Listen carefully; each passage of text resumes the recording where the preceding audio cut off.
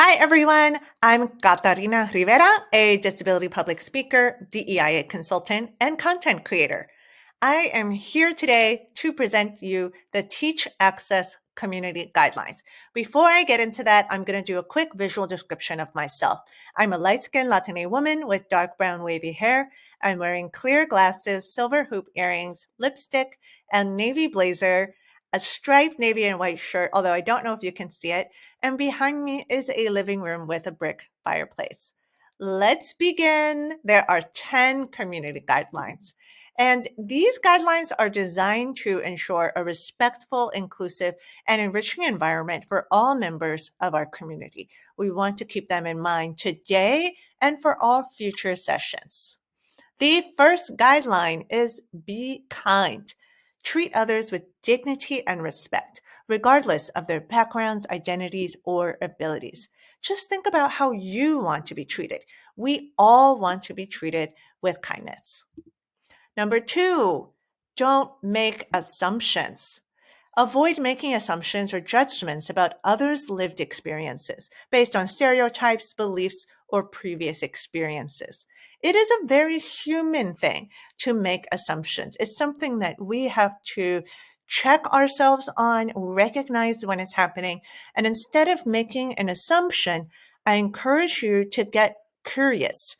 Ask a question instead. Number three, put people first. Use person first language to acknowledge others beyond their characteristics, backgrounds, lived experiences, or abilities. When we use person first language in disability, we say person with a disability. Number four, language matters.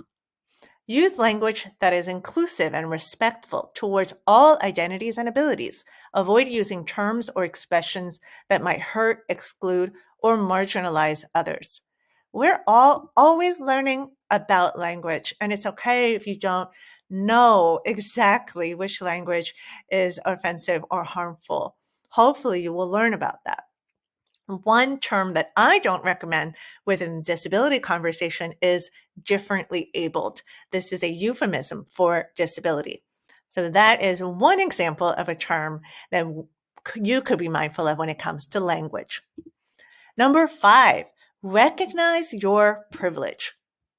Reflect on your own privilege and biases regarding race, gender, sexuality, ability, and other identities. Recognize how they intersect with systems of oppression and discrimination. We all have privilege, and it's so important to be honest about the privilege we hold and how that influences how we show up and how the world treats us as well.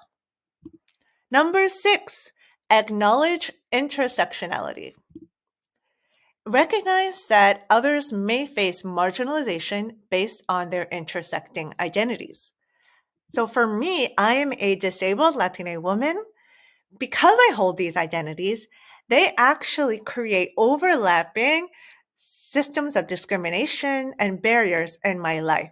And all three of those identities influence my experience. And that is important for others to recognize and acknowledge. Number seven, value diversity. In terms of valuing diversity, we want you to celebrate others' uniqueness, listen and learn from their lived experiences to gain a deeper understanding of their identities and perspectives. We want to value diversity, and I also want you to recognize that diversity is valuable. We are all better when we have diversity around us and when everyone can fully express themselves. Number eight, build a safe space. Foster an environment where all members feel safe to express themselves authentically, challenge injustice, discrimination, harassment, or hate speech. Provide feedback that helps others learn and grow.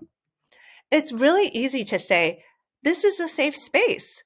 But what actually makes it safe is how you respond in moments where someone's safety is challenged by a derogatory term or moment of discrimination or inaccessibility. How you respond and the choices that you make in that moment are how you actually actively build a safe space.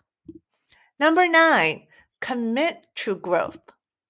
Be open to new ideas, perspectives, and experiences, and be willing to challenge your own assumptions and biases. Amplify the voices of those who are often silenced or marginalized. I love that this is talking about action and making a commitment to consistent growth and change. Number 10, own it. Take responsibility for unlearning harmful beliefs and behaviors. Actively work towards positive change. This is all about accountability, and we need everyone to be accountable in this space. Those are all the 10 principles, the 10 Teach Access community guidelines. If you want to learn more from me, I have a free ebook on accessibility. It's available on my website, catarinarivera.com/free ebook. And I also encourage you and invite you to stay connected with me on social media. I post on Instagram at Blindish Latina and on LinkedIn at Catarina Rivera. I'm posting about disability awareness, disability inclusion, my story as a deaf-blind Latina woman, and accessible travel. Thank you so much for spending this time with me, and happy learning.